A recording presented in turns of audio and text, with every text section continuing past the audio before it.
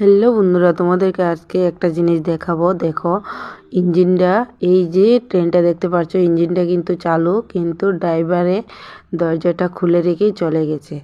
ড্রাইভারে একটুকু ভাবেনি যে দরজাটা খুলে গিয়েছি, তো যদি একটা কিছু চুরি করে নিয়ে যায়।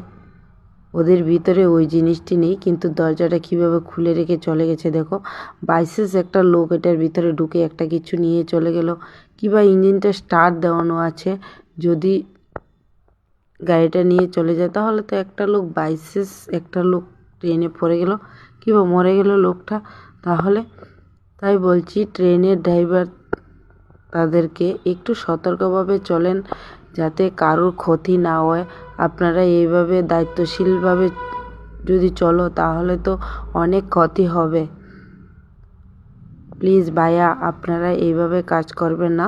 সবসময় নিজের খেয়ালটা নিজে রাখবেন। সবসময় ইঞ্জিনটা যেহেতু স্টার্ট দিয়ে রেখেছেন, তাহলে দরজাটা নক করেই বের হতেন, দরজাটা খুলে রেখেই বেরিয়ে গেছেন। যদি বাইসেন্স কিছু হয়, তাই বলছি বেশি বেশি করে ভিডিওটা শেয়ার করো আর